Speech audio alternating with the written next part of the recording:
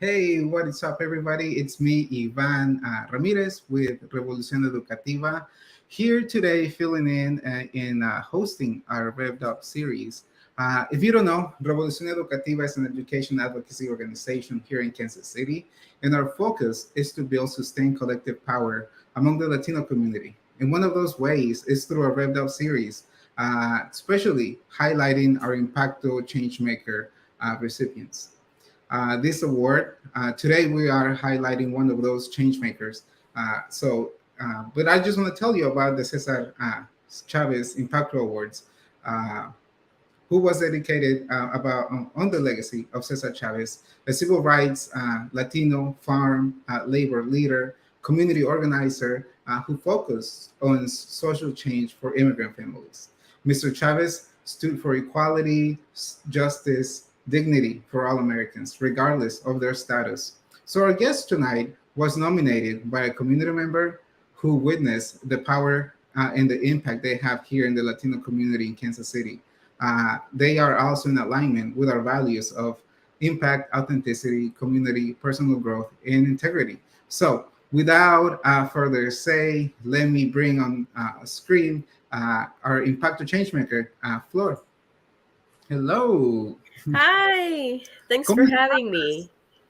¿Cómo estás? Bien, ¿y tú? Bien, bien, bien, bien. Pero Qué bueno. como que andabas un poquito enferma, ¿te sientes mejor? Yeah, it's just allergies. I have hay fever. Ah, Um, okay, okay. yeah, I was traveling and I didn't have any allergies, and then I got back to Kansas City. Okay. Um, I think it's a some sort of tree. Yeah. Yeah, yeah, yeah. No, that's good. I'm glad you're better. Before we get started, vamos a calentar motores con unas rapid fire questions. So let's do it.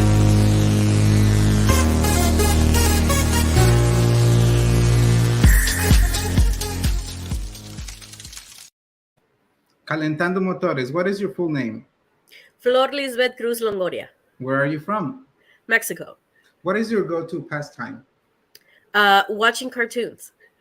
If you had to change your name, what would you change it to? I would probably just translate my names to my indigenous language. Oh, I like that answer. Chamoy o tamarindo? Chamoy. Finish the phrase. Yo sé bien que estoy afuera. Pero el día que yo me muera, vas Ajá. a llorar y llorar. Would your 12-year-old self think that you are cool? Yes, definitely. Describe your music in 3 words. Um,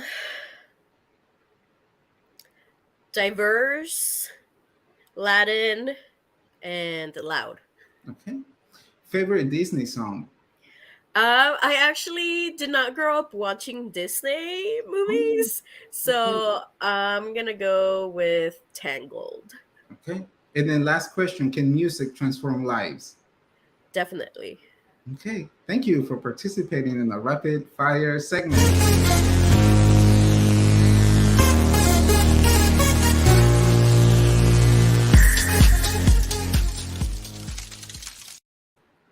Okay, now we're back. So let's start. And then I know you. I know you for a couple of years. We met at the university, and I'm sure we'll get into all of that when we start our conversation. But for our people, for our community, tell us who you are, personal and also professionally, and then what are some of the things you do. So um, this is a story that is common in border towns, but not so much as we get farther away from there. So I was born in Brownsville, Texas, spent about a week there, then went to Mexico. I grew up in Mexico. I didn't start living in the US permanently until around 2008. I did my bachelor's of music performance and bachelor's of education in Texas. Then I came up to Kansas City for my master's. Um, that's when I decided to change from a focus in performance to using music as social change. I serve as a member of the program council for New Music USA. I also serve in the diversity and inclusion committee for the National Flute Association, and I'm an ambassador for Notes for Growth. I founded Colectiva Huehuecoyotl here in Kansas City, which is an organization whose purpose is the advancement of minorities in music. I'm a musician, I'm an educator, I'm an advocate, and most recently, I have taken a full-time position in music nonprofit. I work for Harmony Project KC. I'm their supportive services manager, so I make sure that the kids and their parents are advocated for and have all the resources they need. Mm-hmm. Okay, so many things to pull from there. I'll just real quick. I do have cousins at the border, so I definitely get what you mean that living in the border is different. You spend, yeah, on both sides of the border. It's really unique. The culture there, way different than what we have here in the Midwest. I really appreciate, yeah, the way, yeah, there as well. Okay, you are now Harmony Project KC, which we can get into that about some of the issues working with the community. What are some of the issues and the needs that you see in the communities that you're serving now with your new position? Um, I don't think this will come as a shock, but just lack of representation, lack of resources, um, lack of money, Mhm. and not because people are not working hard, but because of systematic oppression. Yeah, For yeah. sure, yeah. So you've been working in this place for what a while now, but I met you before, and you had the same passion that ganas de crear impacto en la comunidad, and then start solving those issues. Um, so when did that drive started? When did it become important to you? And do you have a certain connection to these causes that you are advocating for? Um, as an immigrant, I feel like some of these issues were always there. I experienced the difference of growing up in Mexico and then going to the US and seeing how drastic those differences were. Um, and then it all kind of snowballed after I got to college. I knew I always wanted to be a musician, right? As soon as I got a flute in my hands, I was like, "Oh my god, this is what I want to do for the rest of my life." Um, but music school was very one-sided. It was you only learned about specific people and you only played music by specific people. And that only escalated when I moved to the Midwest for graduate school. And I also moved up to Kansas City around 2016, which is when Donald Trump started his campaign. And a lot of people got emboldened by his rhetoric. And because now that was the first time that I had ever been somewhere where I was actually considered a minority. And Mhm. so there was a lot of things that I hadn't experienced before that I was experiencing all of a sudden. Um, but as a first generation immigrant striving for higher education in an art form, uh, I saw the impact of what lack of resources could do firsthand. You know, it wasn't that I read about it or I saw it. It was happening to me. And I know what it's like to not have basic necessities. And it's not that um, we're not hardworking or we don't have discipline to make these dreams come true, but it's just systemic poverty, systemic racism, being an immigrant. I got to experience those things firsthand. And so I wanted to make sure that nobody had to go through those things like I did. As I saw how my parents were exploited by their bosses because they were immigrants. Um, I got made fun of for not knowing English, as early as kindergarten. And I was told by other people in middle school to go back to Mexico, which is really funny because like 99% of the community in Brownsville is Mexican. So I was just like, where do you think you came from? It was these kind of like mirage experiences that were happening that I didn't is like, is this really happening? Why is this happening? I just didn't understand it because I had grown up in a country where we were allowed to just be ourselves. And then I got to Kansas City and I noticed that, people had things to say about the way I looked or the way I dressed or the way I spoke. And that rejection was very difficult, especially growing in a community where those things didn't really happen.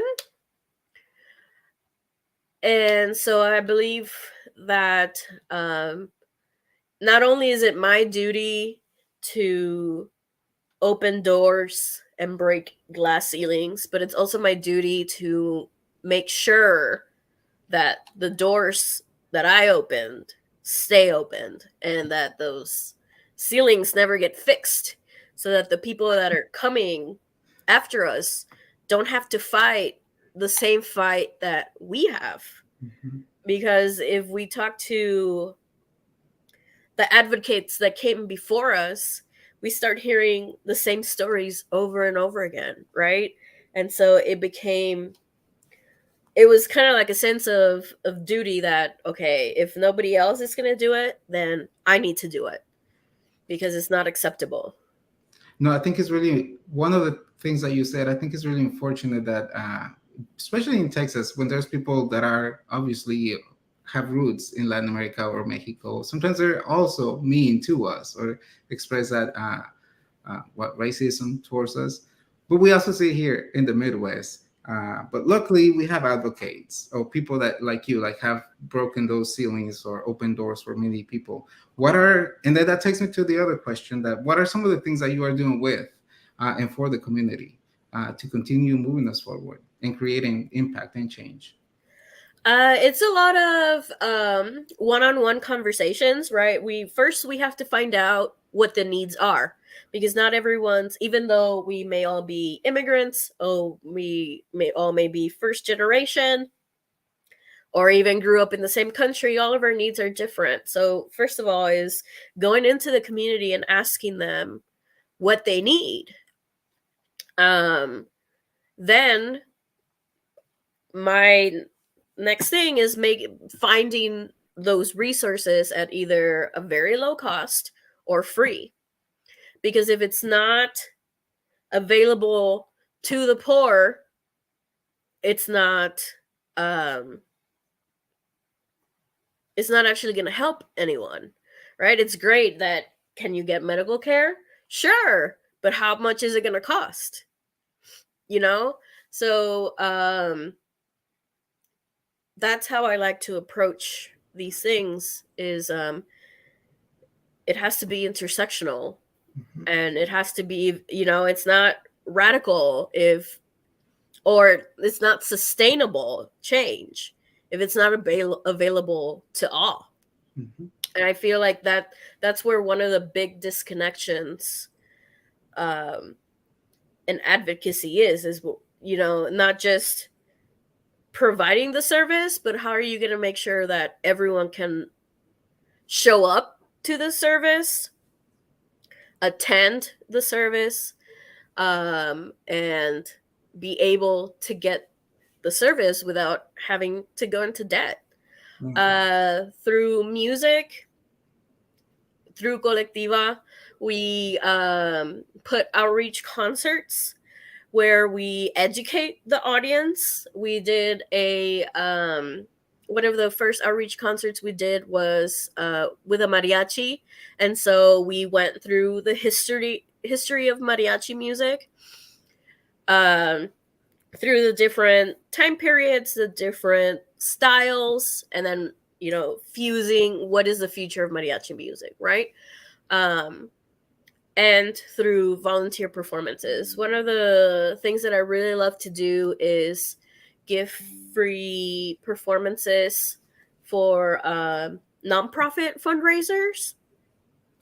Because if there's music and your audience is having a good time, they're going to give you more money. Yeah. Right? And so that's a way how we can help that mission, right? Because I already know how to play, but how can we fuse the skills that we already have to make meaningful change? I can educate about other countries' music. We can give music. What about your work in Puerto Rico? That's also really, really impactful. Yeah, so I've been working with the Puerto Rico Center for Collaborative Piano for a couple of years now. We open, it's 2 weeks, depending on the year, and through COVID, we were virtual. But we do master classes, workshops, lectures, recitals, and it's all about exalting the contributions of communities that have been purposefully excluded in music academia. This summer, I got to learn about Polish music, about Armenian music, music by women, music by queer composers, music performed by indigenous peoples. And one of the reasons why we do it in Puerto Rico is because Puerto Rico is actively being colonized right now. And while people born in Puerto Rico are given U.S. citizenship, they're not allowed to vote. And a lot of people don't know these things. And one of the reasons why we do it there is so that not only we can do a cultural exchange of music, but so that people become aware of the socio-political situations that are harming our communities now, present day. No, it's just so crazy. I never realized you were using music as social justice in Puerto Rico. Yeah, it's crazy. I, originally, I went to school to do art, and I was there's something you said earlier resonated with me. That so many times we only learn about certain people in schools. And then we forget that music exists everywhere, and music can be used for so many things. Same thing with art. In art, we only get to learn about the Greeks and the Romans, but why aren't we learning about the Aztecs, the Incas? I mean, they're more cool. I prefer, but yeah. So same thing. That I just wanted to bring that up. I think it was a nice moment to bring that up. How, yeah, we need to. Well, the question is, why is representation important in music? Well, beside the fact that it doesn't get taught, like if you're not a dead European straight guy, you don't get it doesn't get taught. And growing up in such a vibrant culture, it was a shock, especially because, I mean, as a flute player, in our indigenous Latin American music, one of the instruments that has been used since the beginning is flute. Hmm. And so, how are you going to tell me that there's no flute music written by people in other countries?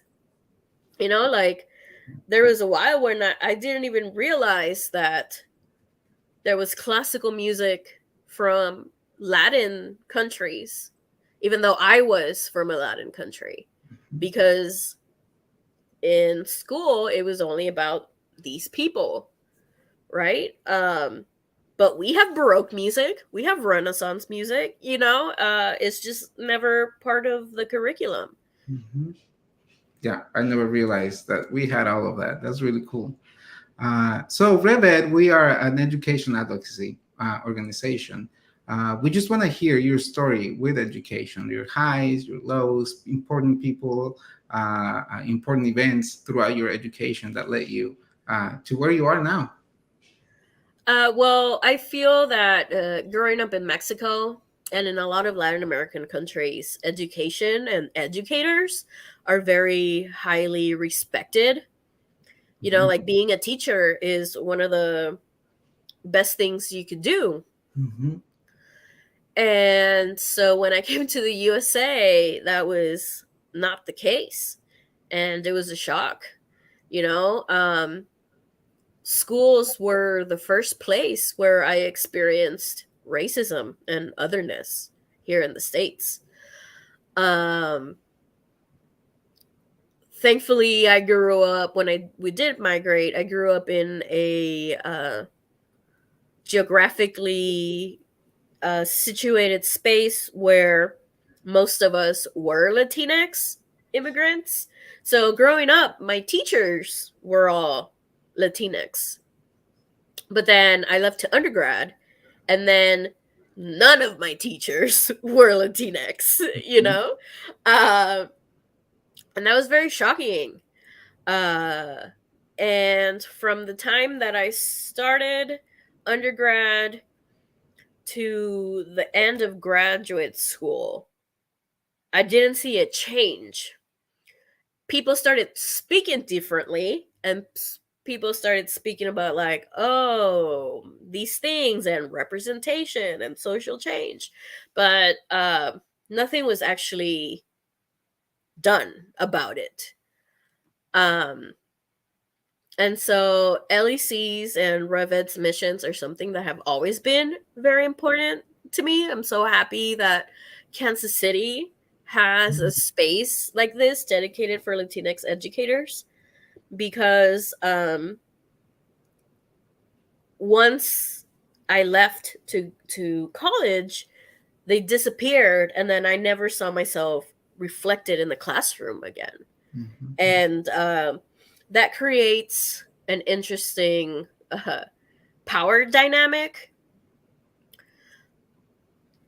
And there's a very obvious change when you stop being represented in those that are in power and the people making decisions, and uh, having your name mispronounced every day, you know? And so I'm very happy that we're doing something about it, and that we're trying to get everyone represented, and minorities in positions of power. Um, I think there's a lot to be said about, yes, of course, we want representation in Congress and in the Senate and in presidents, but we also need that representation in smaller power structures like education and just your job. You know, I was there at UMKC when we had forums and you talked to administration, and I have to say, you were never afraid to speak truth to power and speak to them and tell them what the students were experiencing. So yeah, I'm excited to see you do that now that you are a community leader and see how you hold those in power accountable in Kansas City. I want to show you something or read something to you. I don't know if you've seen it, but I want to read what your nominator said about you for this award. Flor Lizbeth embodies the word advocate for the children and families at our organization. Community. She ensures that the Harmony Hub Lounge is a place where our Latinx families can be in community with one another. Authenticity. She always brings her full self to her work, elevating the impact of the organization and the well being of our families. Personal growth. Flor Lizbeth is constantly identifying and vetting new resources and opportunities that will respond to Latinx families' needs. Impact. In the short time she has worked with us, she has been with families every step of the way as they encounter roadblocks in the children's schools, connecting them with our partners and Latinx Education Collaborative and Show Me Schools to deepen the families' community connection and elevate their needs to the schools. She also said that you're an incredible flute player and a firm believer in the power of the arts and that the music can transform lives and communities. How does that make you feel? Um, you know, you know that I don't like receiving praise. Yeah. Um, Soak it in. yeah, no, it feels very nice to see or to know that um the work is being seen, because sometimes nonprofit work and social work can be very lonely. And while we're trying to change the world, you don't see we don't get to see that the effects right away, if ever, right? And so you can tell I'm still quite uncomfortable receiving praise. But um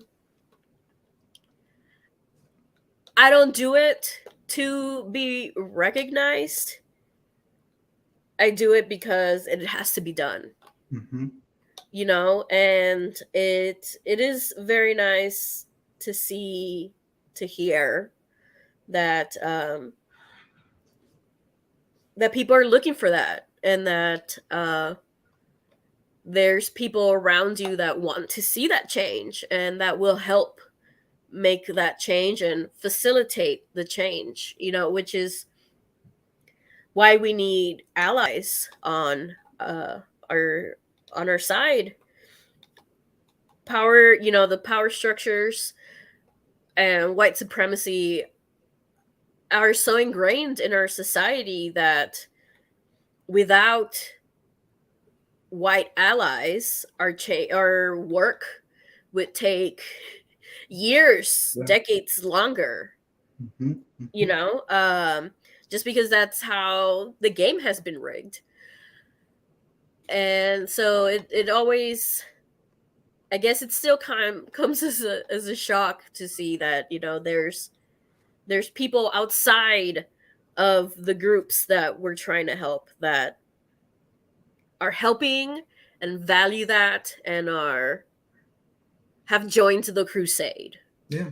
No, it only makes us stronger, like helping one another and then supporting, being an ally to one another.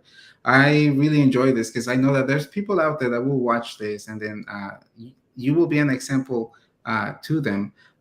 For those who want to engage and become a strong community, what would you say to them? I would say do it.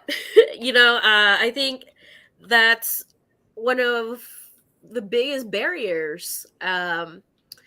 Whatever minority box you check off in your identity, we don't get the luxury to follow our dreams like other people, and so there's a lot of resistance within oneself of like, well, what could happen? And I'm not saying disregard your safety. Of course, maybe there's some events that you can't go to, and that's fine. But there's only one way to find out what you can do, and that's by doing it. And changing the world is not going to happen overnight. So you have to start at the capacity that you're able to. Maybe that means you go volunteer at events that are already structured, or you go canvas, or you attend events.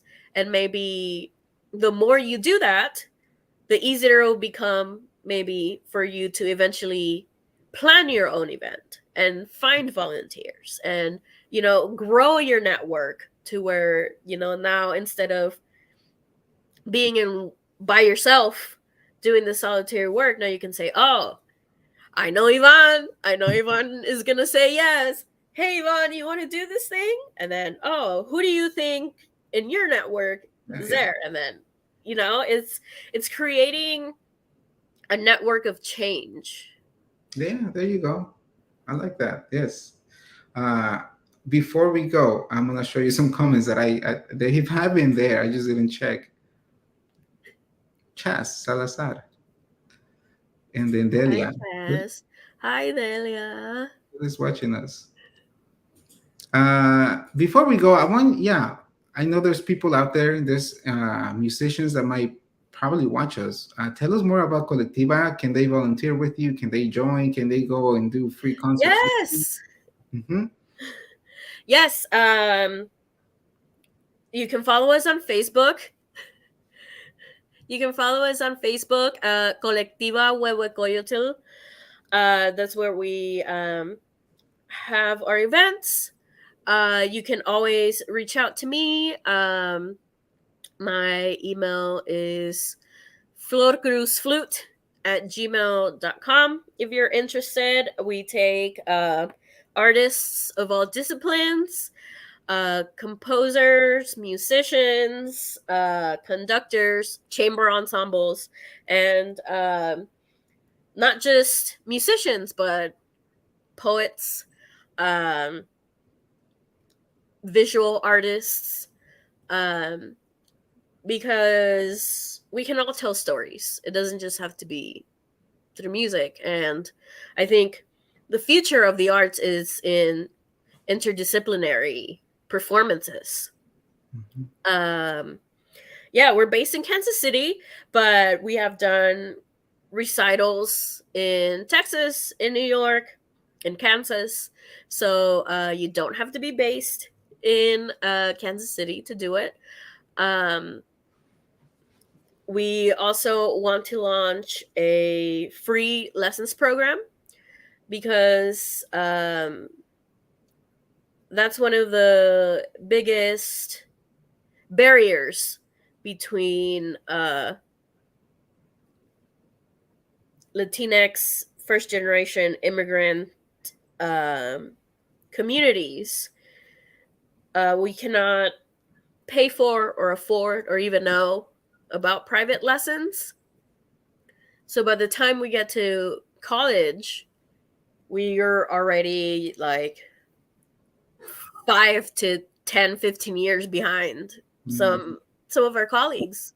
Mm-hmm. So we're trying to make some significant, substantial change in music. No, that's great. I know this is an important, yeah, it's an important initiative to your heart, like Colectivo Boycoit. So I wanted to, yeah, make sure we mention that. And now I'm just remember you also play at Carnegie Hall. I know you do a lot of great things. I did. Yeah. So through my partnership with Notes for Growth, Notes for Growth is a nonprofit organization that started in Chile, and they provide free instruments to music programs that teach kids for free. They now have a base in New York City as well. So they take gently used or donated instruments, they fix them up, and then they ship them. I think they've done several like over from New York to Chile shipping pianos. Whoa. And they had a recital last year entitled Tremun, which is an indigenous word in Chile and one of the indigenous languages of Chile, because they have many, just like we do in Mexico. And it was all about playing indigenous inspired music, playing music by indigenous composers. It was we worked with Chilean poets, who wrote in their indigenous languages. So Yeah. this vocalist was singing in these indigenous languages. Um, and since I started playing music in academia, which started in around 2009, so from 2009 to 2022, that was only the second time that I had performed in a recital where everyone was Latinx, everyone was indigenous, um, and we played Latinx music, Mm-hmm. even though it had been decades of me being involved in music academia. I got to play Samuel Siman's um, flute duet, Fantasia Mexicana, which takes indigenous rhythms and music from Veracruz, which is where my dad is from, and I spent a lot of time with, or spent a lot of time there. So it was just a really beautiful connection to my roots and to this art form that I had dedicated so much time to. And that was the first time where I felt I was allowed to be 100% me in Mm-hmm. music. Mm-hmm. Because in school, in undergrad, I had to separate who I was when I was in classes. Thankfully, everyone else, or all the student, or the majority of the student body, were all immigrant first generation Latinx. So when I was out of class, I could be me, because we all grew up the same, around the same area, with the same media, speaking Spanish, listening to the same music. But when I got to Kansas City, that part was gone. Mm-hmm. And so I noticed the how much more tired I was, because I had to speak in English all day long now. And at the conservatory at that time, I was one of like maybe 5 people who were Latinx at the conservatory. Um, and we only played a non-white composer maybe like once or twice while I was there. Um, and so I'm very thankful to Notes for Growth, and not only for inviting me to be part of their organization, but inviting me to perform. Um, and Carnegie Hall is one of those things where almost you kind of always think about it, because it's just so prevalent, and it's one of the biggest stages in the world, right? So you're, as a young musician, that's one of the things where you're like, oh my god, I want to play at Carnegie Hall. And when I decided to change careers from orchestral performance to nonprofit, I thought that was one of those things, one of those childhood dreams I had said goodbye to. And then this email came in, and I was like, oh my gosh, I can't believe that this is something that I had already justified that was not going to happen anymore. But also, like, not only is it happening, but it's happening where I can be 100% me. I can be a classical musician. I can just be a musician, but I can also be Mexican, and I can speak in Spanish, and most of us spoke in Spanish with each other, which was like wild because I had, been in Kansas City and I only spoke Spanish with like three other musicians. Mhm. Um, I was able to wear mi traje típico de Veracruz. It was just I got a beautiful experience. I got to play with the Met Opera star Veronica Villarroel, accompanying her. And so it was just a really beautiful experience, especially because we were just coming out of lockdown, and um, that really put a stop to performances, Yeah, to most art forms. And that was something that I had been doing since what, 2002 ish, where I was used to being at some sort of rehearsal every day, some sort of chamber music.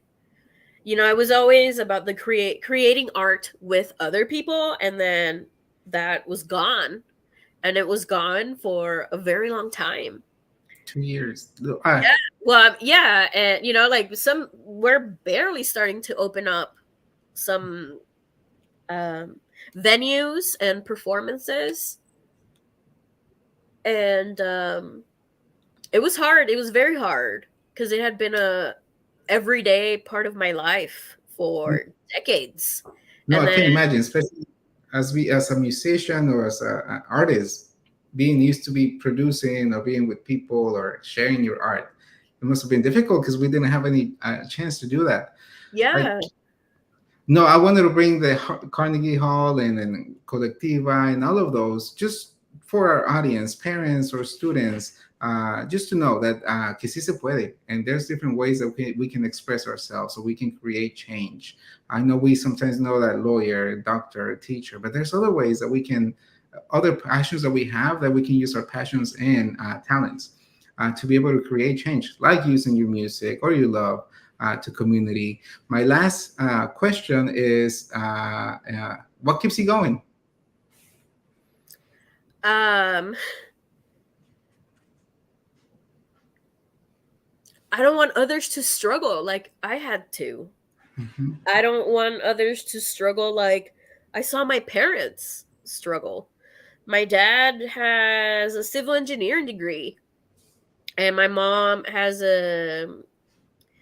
I don't know exactly how it translates, but she went to technical school to be a secretary, Mhm. and they were not allowed to work in their fields because they were immigrants, and they like no les querían valer todo ese trabajo, and so they had to change careers. And I saw the struggle, and I saw the frustration and the stress. Um and then also I just got tired of waiting. Um in undergrad, through music academia, that was the first time that I realized, wait a minute, something is weird here. Um but at that point, I was a first generation immigrant who was trying to make a career out of music, where I had not taken any lessons before I got to college. So I was like already behind, or I always felt behind. I felt like I was always having to catch up. Um, and so I felt, well, there must be musicians who have made it and who have way more resources and way more money and more experience than I do. So probably by the time I start my career, these things will already be established, and then I can join something. Um, and then I came to Kansas City, and things only got worse. And um, there was a moment where I had to decide that I either could keep going with being an orchestra musician, or I had to do something about the problem. And for me, it was not enough anymore to sit in an orchestra hall and me be the representation. Like, you know, before I was like, well, I'm going to be the Latinx person, the Mexican person that made it all the way, right? But when I realized just how deep these schisms were, it was no longer enough. You know, like I had to be part of the change, because if nobody else was doing it, then I was going to do it. But it all comes back to the thing of like, I know what it's like to feel powerless, to feel like no matter what you do for things outside of your control, you're never going to be able to accomplish things. And so that's when I decided to change career paths. And it actually took a long time before I figured out how social change could happen through music. Because music, like dance or, you know, like ballet, is a lot of solitary time in a practice room by yourselves. And when you go to a class, they're just there to tell you what you're doing wrong so that you can go change it and go fix it, right? But it was all about fitting into these sounds that The power rotation. structures. Yeah, you know, it was like, well, you have to sound French.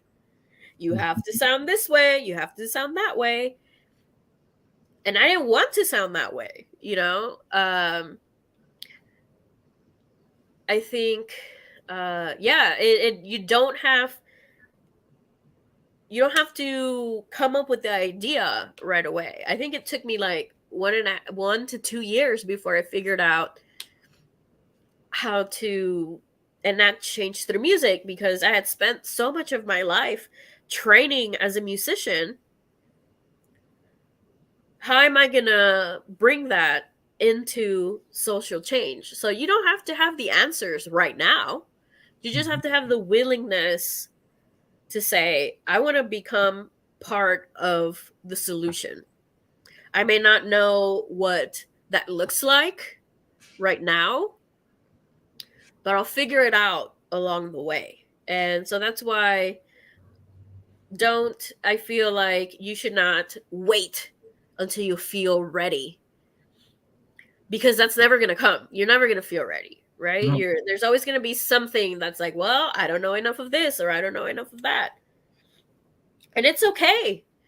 You know, one of my favorite things to say when a parent or a student or someone asks me about something or a resource that I don't know about, is saying, I don't know, but why don't we find out together? Mm-hmm.